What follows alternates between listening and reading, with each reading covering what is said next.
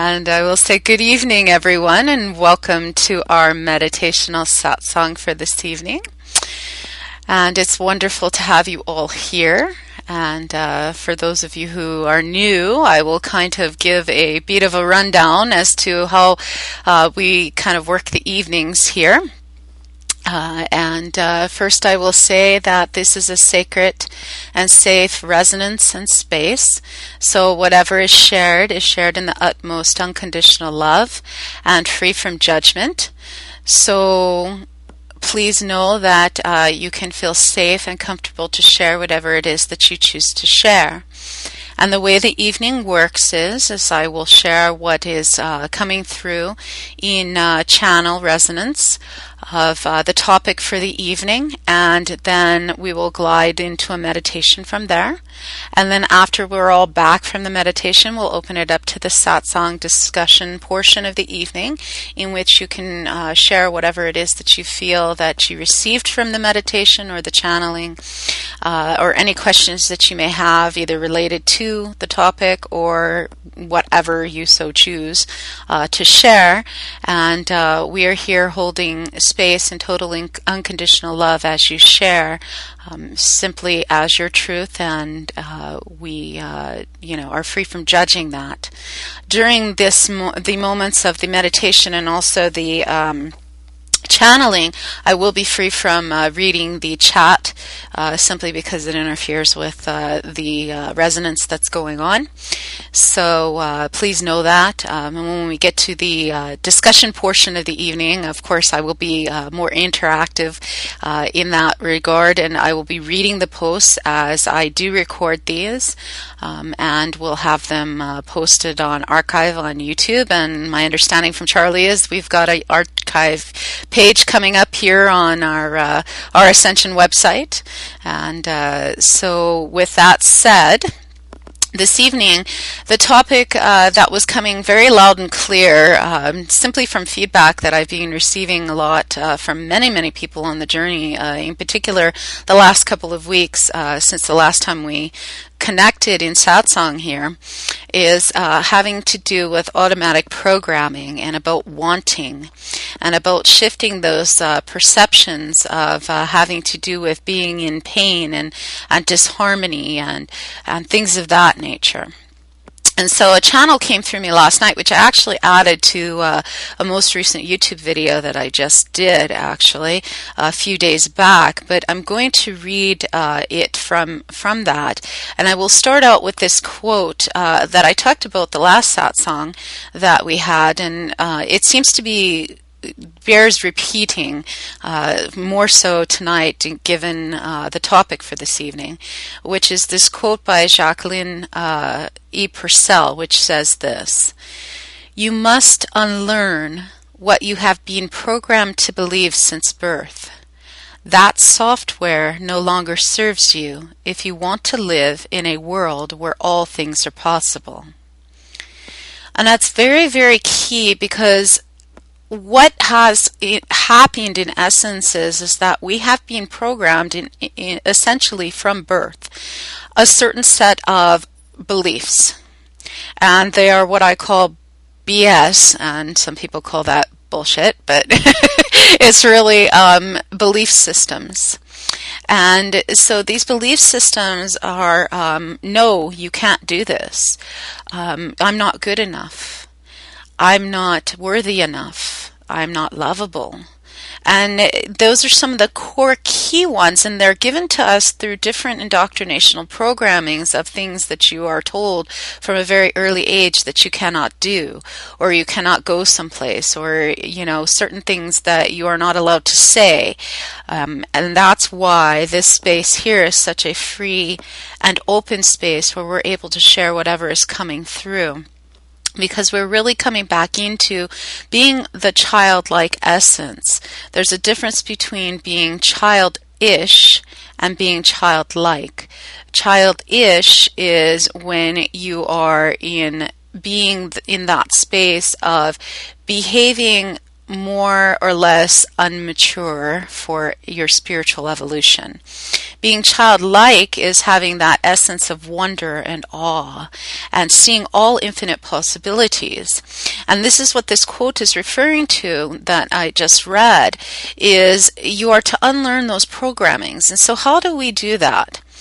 And what that really comes into has to do with this channeling that came through, which is about right seeing. And it says this: to realize is to see with real eyes. That word realize, do you understand that? Right seeing, real eyes. Emotional discomfort is simply when it comes up, it's our body's way of saying that we are being free from being in harmony with who we truly are. It's our body's way of telling us, a means of letting us know that we are free from seeing with real eyes, of being in harmony with the reality of who we know we truly are. And so when the body is feeling discord, that is our emotional signal, our body's signal to allow us to say, okay, wait a minute, what's the automatic programming that's running right now? What am I thinking that is causing me to feel this emotional pain, this suffering, this discomfort?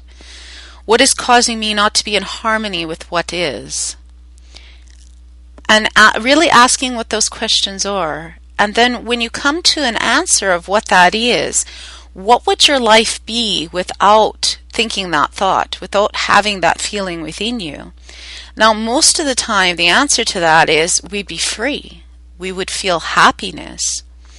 So then the question then comes in of, what is the real truth? Is it the indoctrination of programming that says I'm not good enough, or I'm upset, or I'm hurt, or I'm feeling discomfort? Or is it I am love? Or is the situation, being seen as an illusion? So most people don't even ask that. Usually they ask, what can the other person or what can the situation do or be to somehow make me feel better, to somehow make me feel happy? So we're seeking outside of ourselves when we're doing that. To actually take responsibility in the ability to respond means that we understand that it is our choice in each moment to feel happy or to feel upset or whatever we're choosing, and to really own that.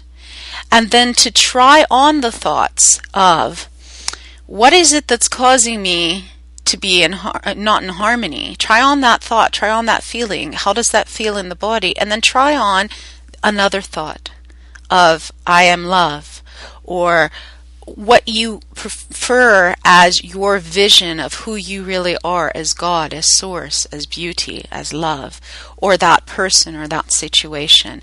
And in that moment, there's an instant shift that happens, and the emotional discomfort is then gone. And parlayed along with this has to do with something about wanting. Because oftentimes when a situation comes up, we have this wanting that we want a certain situation to be a certain way, or we want someone to be behaving a certain way. And so I really started delving into that in meditation the other night, and what was coming through in this channel that I'm sharing with you now is that in the moment that we want something, usually what happens is it's that actual wanting that creates an infinite space of wanting. Okay, we're not actually getting the thing that we have. So I invite you to take a moment and think about when you have gotten something. Let's say, for instance, there was a beautiful piece of jewelry that you really wanted, that you saw. When you got that jewelry, or think back to something that you really, really wanted, and that you got it. In that moment, was it really the jewelry or the thing that you got that made you happy? Now, if we're in our ego consciousness, we would think about it for a moment and say, oh yeah, I was really happy when I received that, TV, or when I got that whatever gift, or, when I finally saved up enough money to get it. It wasn't the actual thing, I invite you to see. That it wasn't the actual thing or the actual person or the actual situation coming out the way you wanted it to that made you happy. It was that instantaneous moment when you stopped wanting. There was no sensation of wanting. Because what happens normally is, let's go back to the jewelry analogy. Let's say you got that piece of jewelry and you're really happy for a few moments for that jewelry. Maybe you're even happy for a day or two having that piece of jewelry. Maybe you have it on you, you wear it, you're showing it to your friends, whatnot. That's all ego consciousness producing a field of happiness within you because of something outside of you, that piece of jewelry. Now, after a few days, the feeling seems to fade away. And then maybe after a week or so, you don't even think about that piece of jewelry really. Maybe you're still wearing it, but you don't really acknowledge it. It's just kind of there.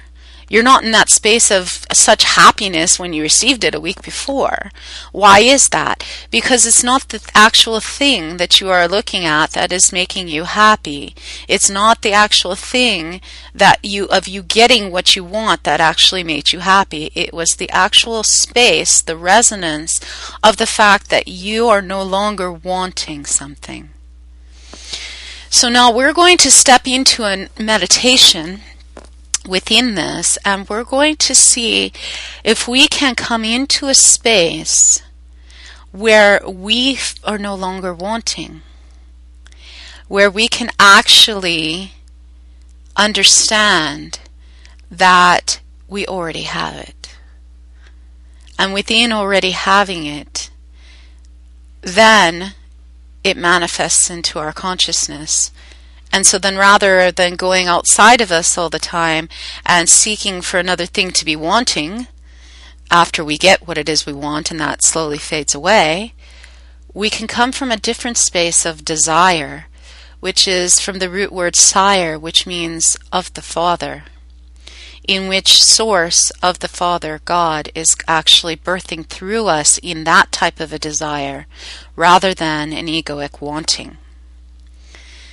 So within that, I invite you all now to simply take a deep breath and close your eyes. Just have one cleansing breath of relax and release. And just close your eyes and get into a comfortable space.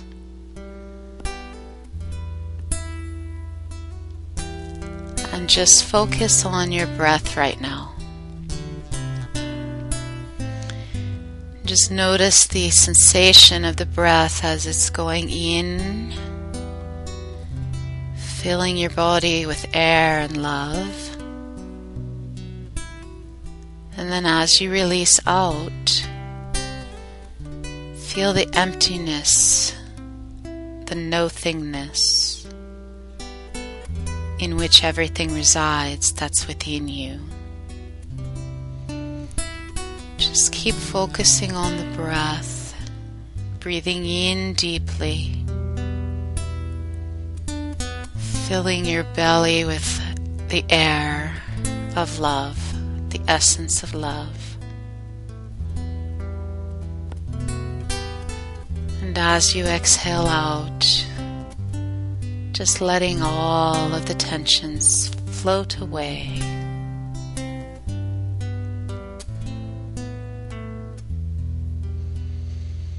Just focusing on your breath only in this moment,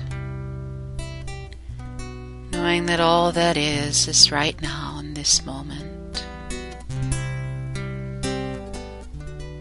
Feeling that sense of peace radiating from your toes, and feel it vibrating all the way up your legs, and vibrating up through your hips, and as it reaches your sacral chakra and root chakra, and solar plexus chakra.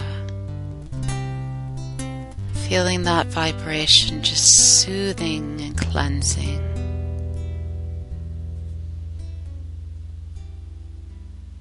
Feeling a sense of weightlessness, as if you're floating.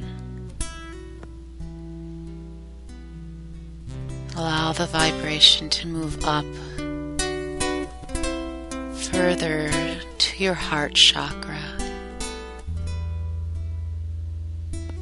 Feel it pulsating in the moment. The heartbeat resonance of love, of peace.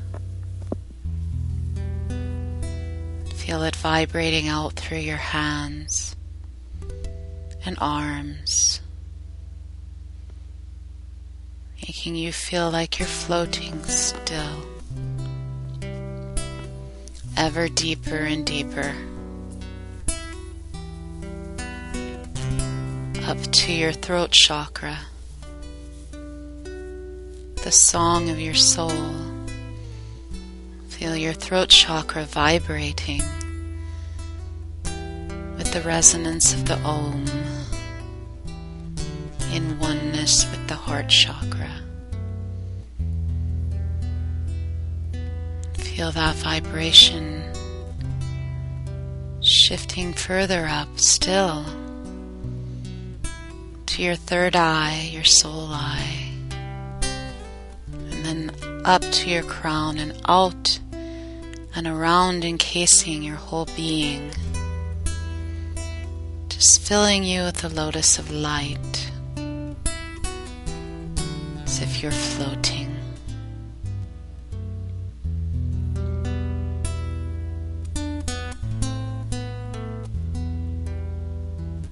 And as you're floating,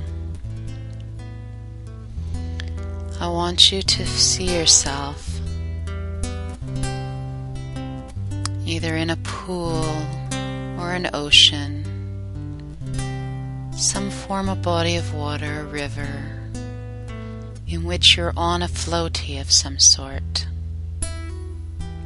And you're just floating along in the water,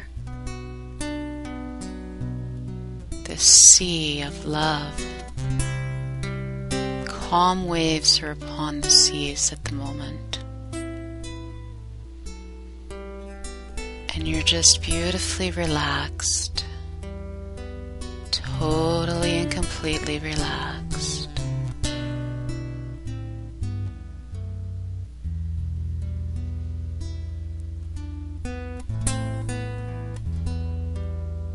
And as you're drifting and floating, you see a duck in the water. Seems to be avoiding you, but it kind of seems to come close, and then it avoids you, and then it comes close again, and then it avoids you. Just be an observer of that, and see this duck as something that you were wanting.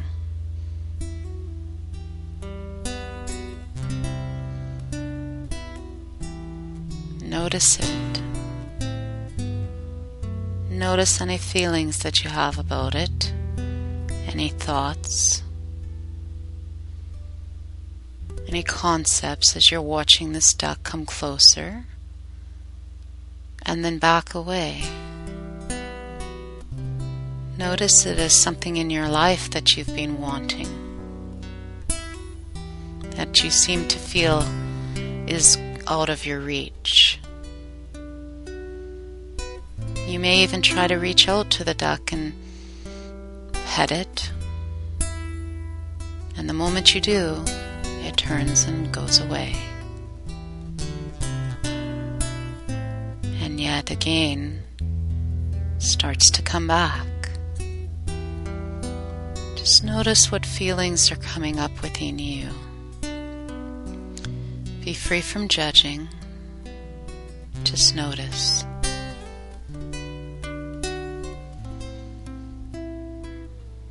And in the moment of noticing, ask yourself the question, what is it that has me free from having what it is that I want?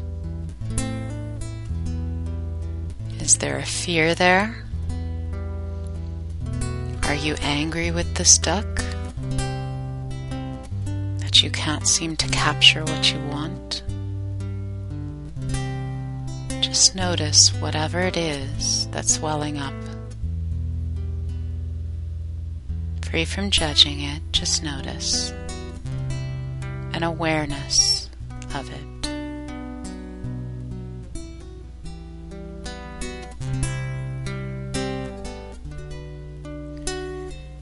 When you've captured what you feel that programming is that has you free from having what you want, perhaps it's I'm not good enough. Perhaps it's I don't deserve it.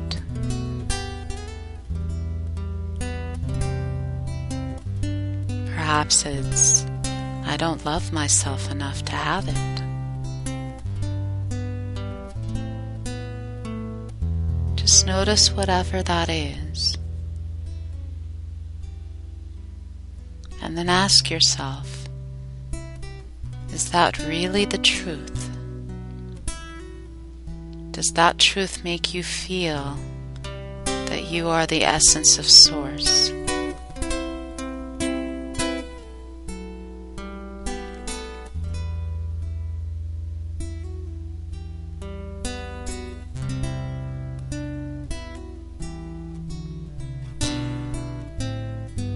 And then in this moment, can you actually see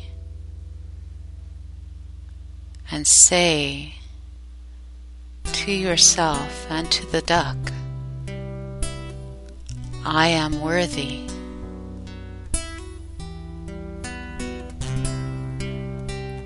I deserve this. I have this already. It is within me. It is right now. There is no separation between who I am and what it is that I want, because I already have it.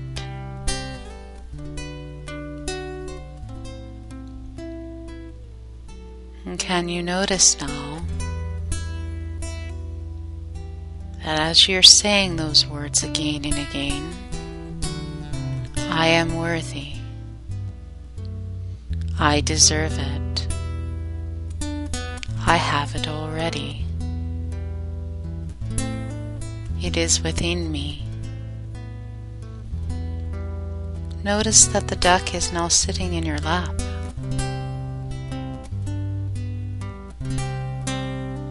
And the two of you are floating together on your floating device as one.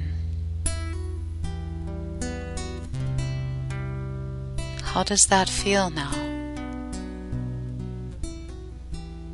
Notice the difference between before, when you were wanting that duck, that situation, that person, that thing, and how it was providing a discord within you.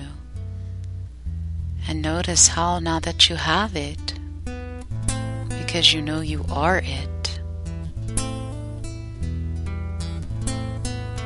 how does it feel to have the duck sitting on your lap?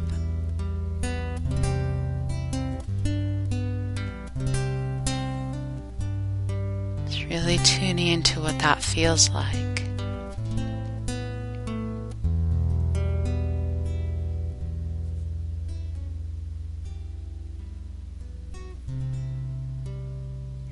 really feel how that feels.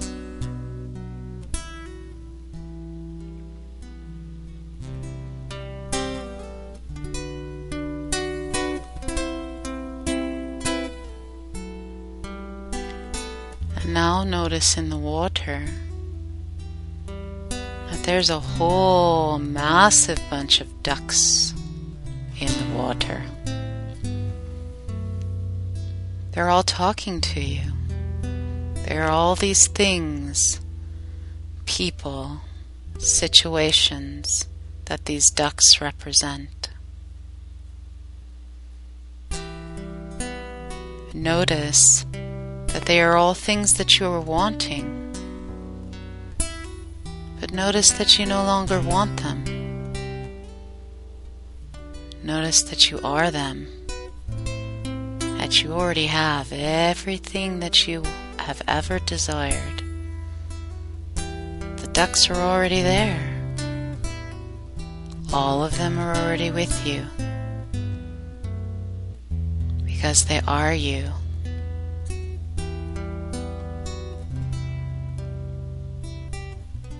And see all the ducks coming now, and flying, waddling, coming over to you, getting on your floaty together. Maybe some are on your head now, on your body, sitting on your lap. They're all around you. Play with them. Be in joy. I already have it. They're all here. Feel the joy and the freedom in knowing that it already is. And perhaps there's so many ducks now that your raft, your floaty, seems to be getting heavier and heavier, because there's so many ducks, so many things, all the infinite possibilities, because you are now open to infinite possibilities, and that heaviness is actually a lightness. It's actually weighing you down to shoot you off now, and see you being launched off this raft and up into the light, up into the sun, and the ducks and you are flying together. You now have wings. You are flying just like the ducks are flying. Feel the freedom. Feel how happy you are, knowing that you can come back to this resonance and space anytime you so choose, knowing that all the infinite possibilities are right here within you, for you are worthy, always, in all ways. And as you see yourself flying in the light, just simply float in those wings of freedom, in joy and bliss.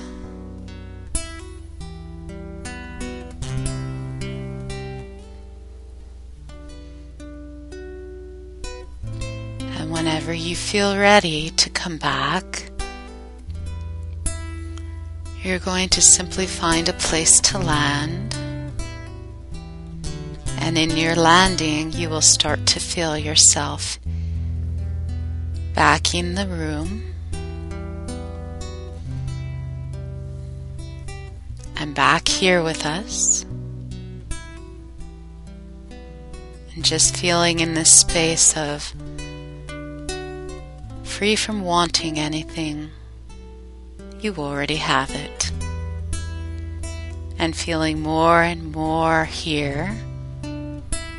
Starting to feel your toes now. Maybe wiggling your toes a little bit. And wiggling your arms and legs a little bit. Just feeling yourself reach up and coming back fully.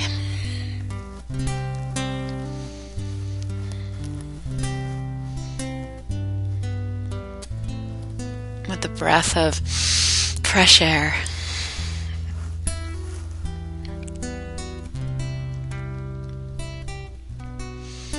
Welcome back, everyone.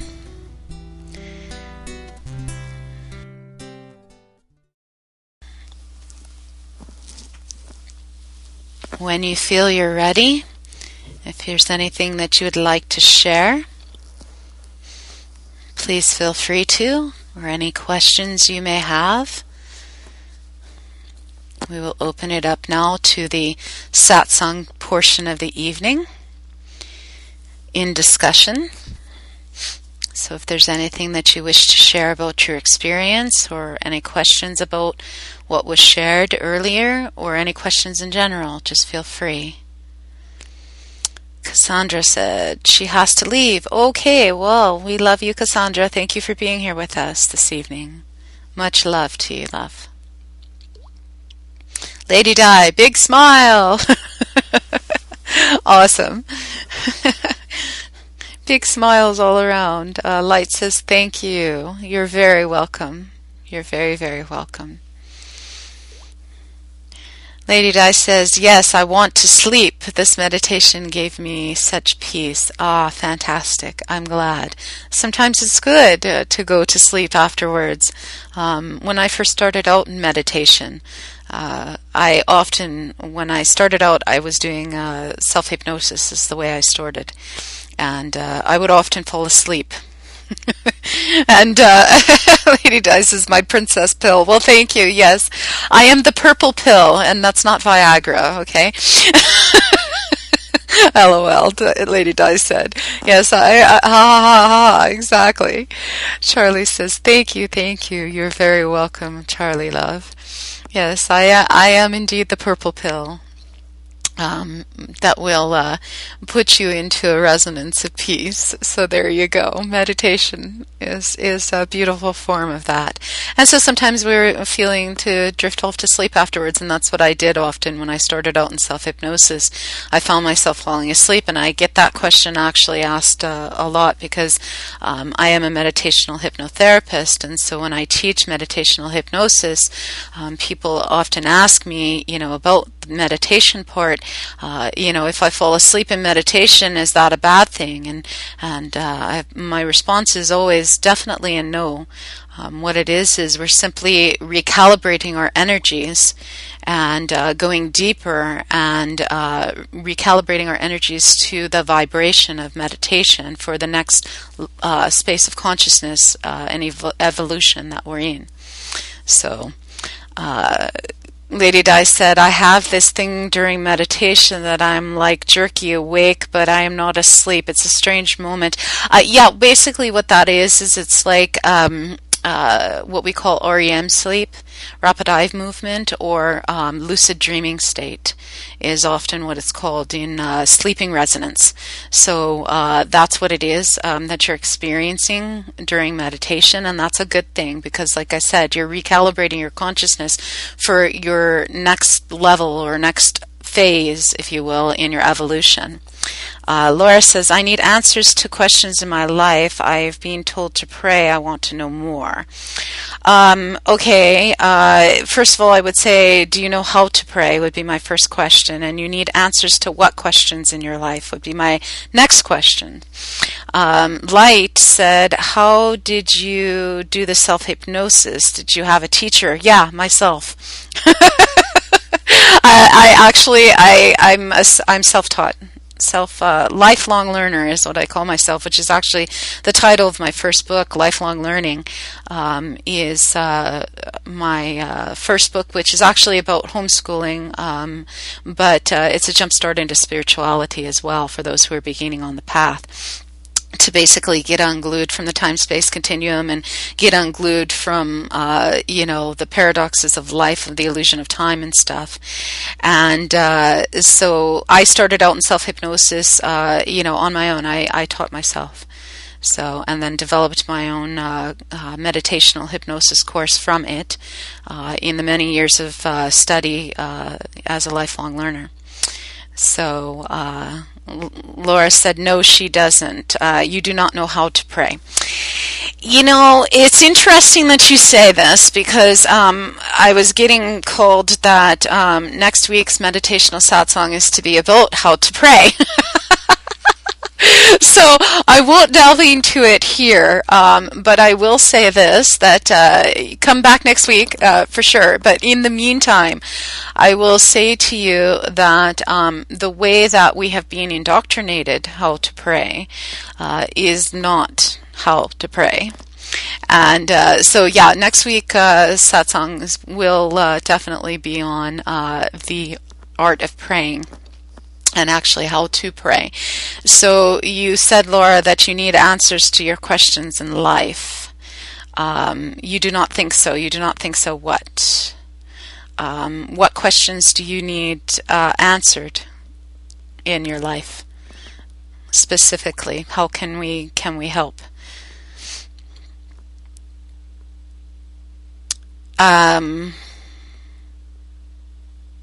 You don't think so, I'm not sure what you wrote there. Oh, you don't think so that you didn't know how to pray? Yeah. Well, we've been indoctrinated in how to pray,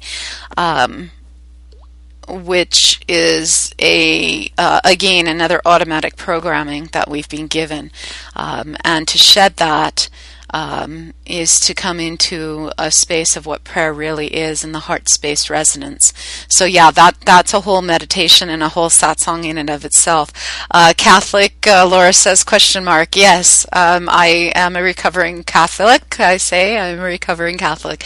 I was indoctrinated into the Catholic religion as a child. My mom was Catholic faith. My father basically considered himself an atheist, and I was and my twin soul was also brought up in the Catholic faith.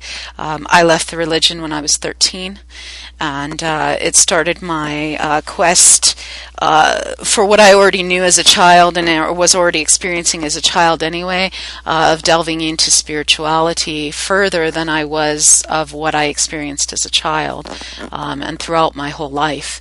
And so that's how I, got out of the religion, but then I went back into religion in the sense of studying all the different ones throughout the years to find out what the true essence of prayer is and what the true essence of all religion really is.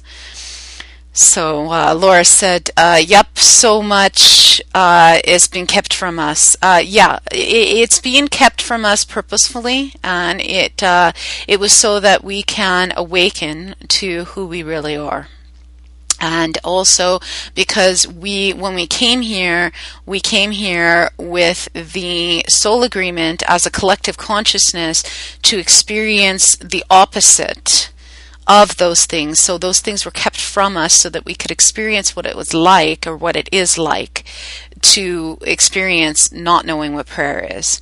So now that we can come back into knowing what prayer is, or not knowing what the ancient teachings were, so that we can now come into what they are now and reawaken, as it were. They know what? Laura says they know. They know what?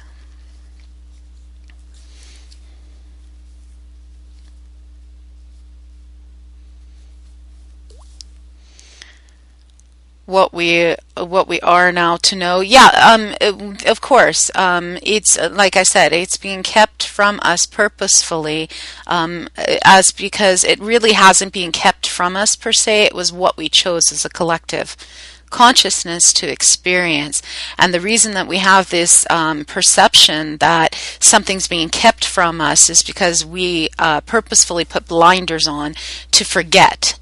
We have forgotten that we made this soul agreement as a collective consciousness to have certain things be kept from us. So a lot of times we get into this blame game of, oh, they're keeping things from us, like it's somehow bad. No, it's not. It's just simply part of the game, if you will, that we chose. Part of the rules of the game, if you will. So they know what we are now to know about enlightenment is simply coming out of the unconscious programming, the indoctrinations that we've been given, that we are not good enough, that we are not God, that we are, all of these different things, that's coming out of that programming and into the heart space of what love really is. That's what enlightenment is. And Light says, we are now gradually taking off the blinders. Yes, we are indeed, Light, very, very much so. Laura says, our consciousness. Yes. Consciousness is simply, again, shifting into being conscious. Our subconscious or unconscious programming is all of those things that, we talked about earlier, which is I'm not good enough, or things are wrong, things are, bad, things are, good, whatever judgments we want to place on things. That's all subconscious programming. When we become conscious, and I talk about this in a recent video I did on YouTube, when we become conscious, it's being in love. Now, we can be in love in the space of a resonance of being in love, romantically speaking, with someone. We can also be in a space of being in love with all of life, being in love with all that is, and simply acknowledging things. Yet in that acknowledgement, since we are conscious, we then instead choose to not go into the programming of the unconscious or subconscious any longer that says things are bad. We choose to be in that space of love. And I will give you a perfect example of something I talked a little bit about before we started this evening. Last evening I was part of a local group here that meets here basically every 18 days. And last evening, we had a woman who had come to the group who hadn't been there for a while, and she brought with her some flyers. She was attempting to raise consciousness, as it were, as she called it, about the issue having to do with smart meters.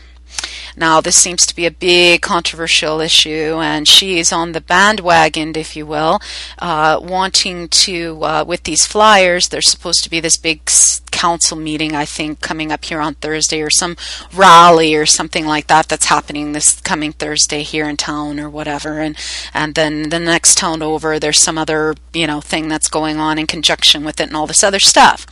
So she supposedly wanted to raise consciousness.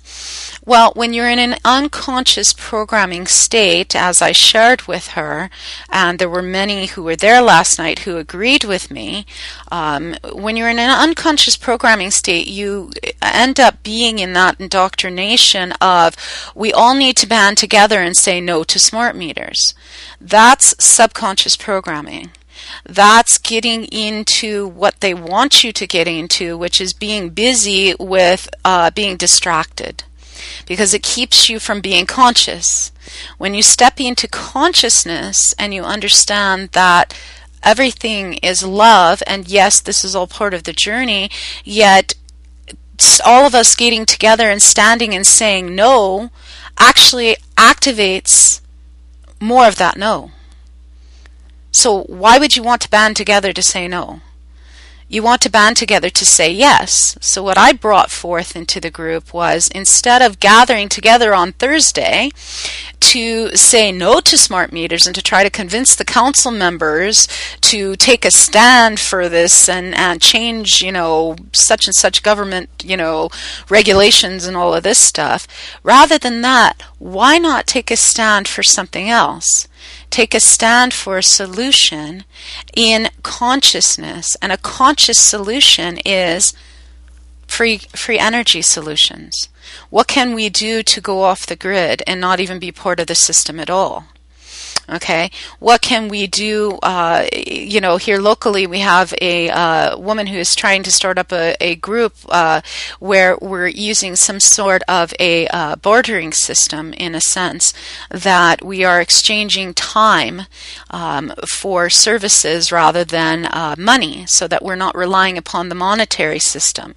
In Ithaca, New York, there in the States, you have a whole town that uses only their town's money. They do not use, regular, your state's currency and whatnot.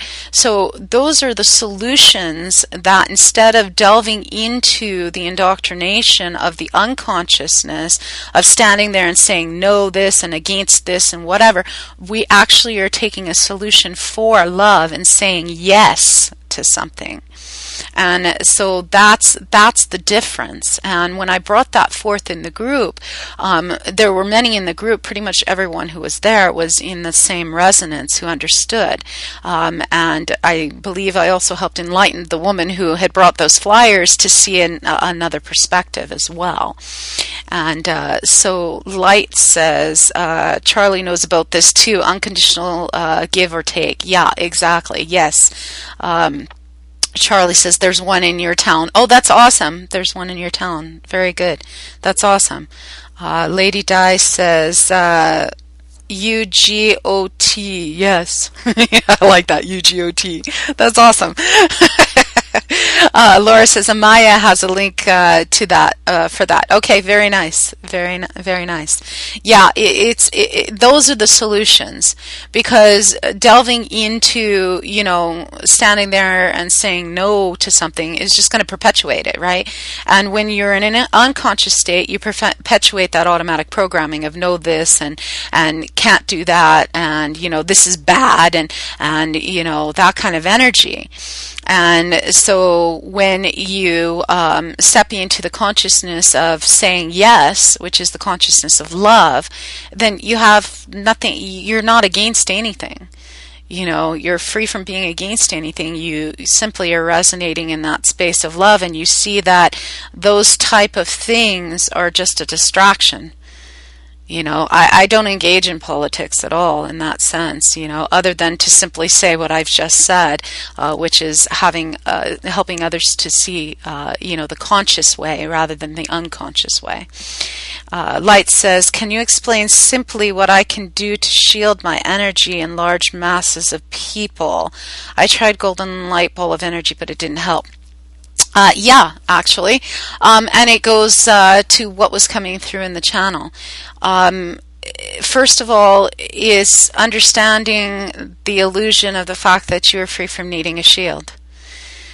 Why do you feel that and my first question would be to ask, what is it that you feel within you that you somehow need to shield your energy in large masses of people? That would be the question to ask you before I continue further with this.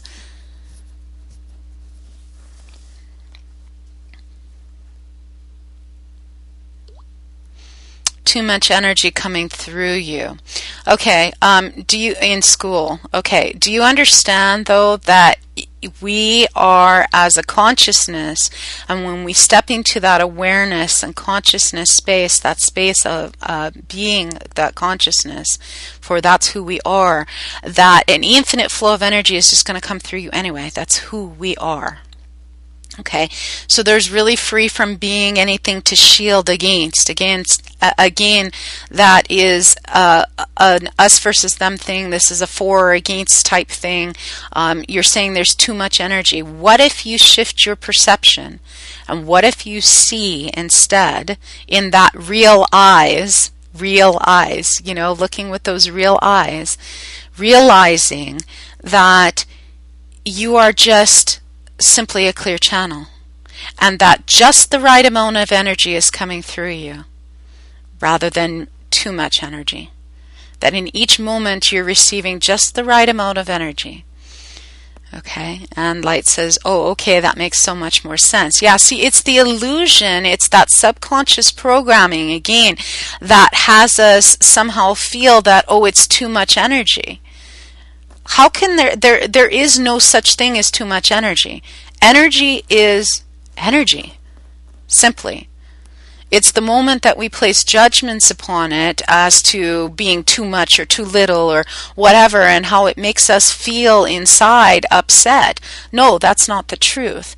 That's why the realize came. When you realize and you come into that space of seeing with real eyes, you understand you have the perfect amount of energy as consciousness flowing through you in each moment. There is no too much or too little or not enough, or all of that's subconscious programming just talking to you. And so you just simply in the moment just say, I have the perfect amount of energy flowing through me in each moment. And boom, that shifts you into the truth and your discomfort's gone. It's that simple. We make it out to be harder than it really is. Light says thank you to Rianne and to Lady Di. Definitely. Lady Di says don't be afraid. Yeah, definitely, because being afraid, again, that's all subconscious programming. That's telling you somehow that you've got to be afraid of this. When you step into that space of understanding, it's just a divine flow, that there's no judgment about it. Then that discomfort's gone. It shifts automatically. So Rianne says, bless you. As an empath, I had trouble with that for years. I did too. I came here as an empath. So I know it very well. And it started for me at a very young age, because my brother, often my younger brother, used to make fun of me because I could feel the energy of inanimate objects. Stuffed animals were like my friends, okay, and to me they weren't inanimate, and I could feel their energy. And so as an empath, I had trouble with that for years, and then as I got older, I would start having headaches, migraines, and upset stomach, and all these different things, because I was picking up on other people's energy. And it wasn't, and I started out in a different layer, and I talk about this layer of the golden ball of light that Light was talking about.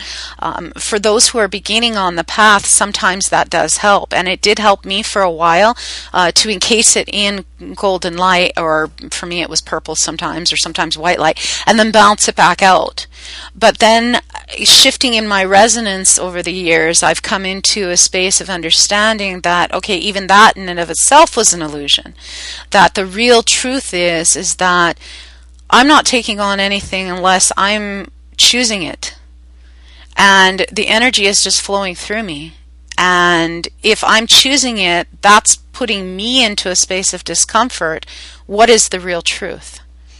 And so when we come into that space of understanding the real truth that was being shared just a few moments ago, that there is the perfect amount of energy, that I'm not holding on to anything unless I choose it, then it just releases that discomfort immediately.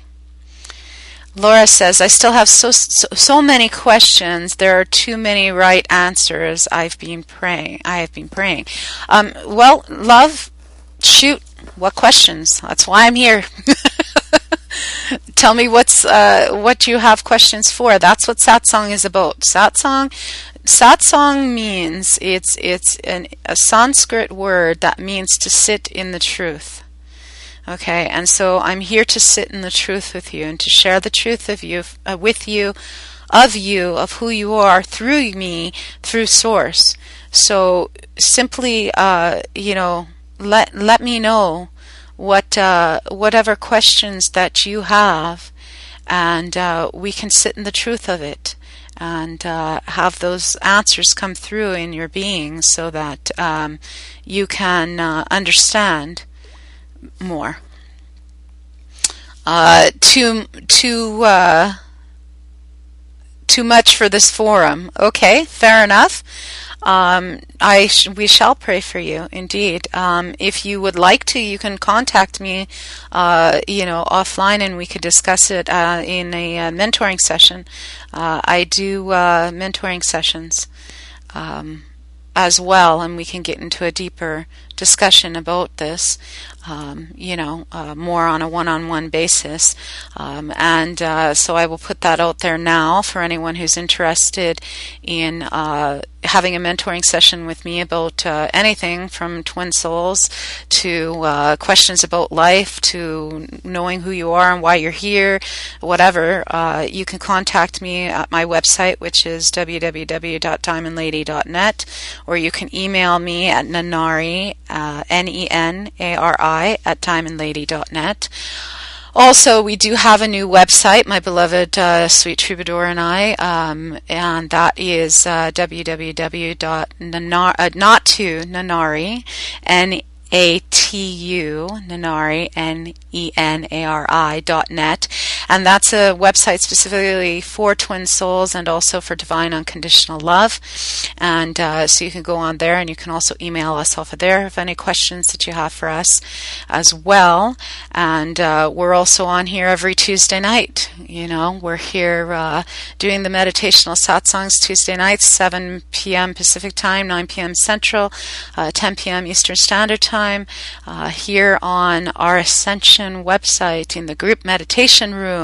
And just go to ourascension.com for that, and you can sign up and join all of us wonderful light workers here as we celebrate the love. And Charlie has done an amazing job here, and thank you, Charlie, for allowing us this space to have this forum to be able to help so many, and appreciate it very much. And let's see, Light says, praying for you and that you heal through it. Yes, definitely. We are sending you prayers indeed, Laura. Seeing you as already whole, perfect, and complete and healed, simply as you are. And Rianne says, yes, love you, Nenari. Got to go. Bless you. Oh, bless you too, love. Wonderful. Thank you for being here tonight. Laura says, thank you, Charlie. Kisses and hugs from Lady Di. Definitely. Laura said, yes, I did. Light says, love all of you. Yes, love to all of you as well. Lady Di says, our princess, I must go to work in the morning. Yes, love, indeed. And on that note, I think we will call it an evening then. And to say thank you to everyone for being here, and love to all of you. And please remember Laura in your prayers of gratitude, and saying thank you for the essence of love and light she is, and the essence of love and light we all are. And Laura is saying, wait. Oh, okay. Sure. What would you like to share?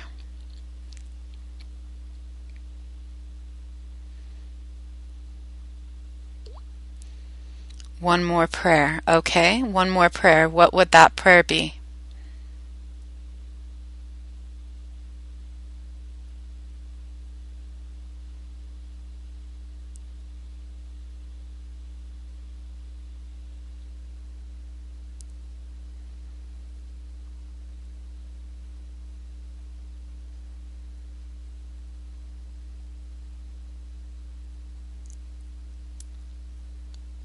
Are you asking for me to say one more prayer, or are you asking, is there a prayer that you would like to say?